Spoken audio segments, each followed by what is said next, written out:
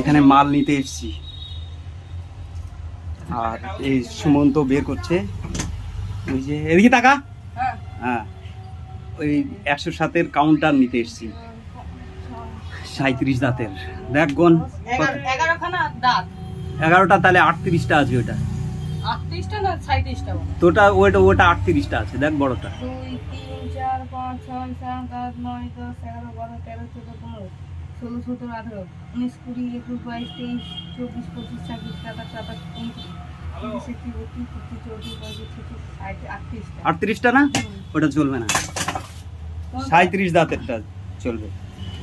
এখানে মাল প্রচুর মাল, এই নতুন পুরনো সব মাল দেখেন ওই নিচেই পড়ছে, আর সব ওই পুরনো মালের তলায় নতুন মাল পড়ে সব ঢিবি হচ্ছে।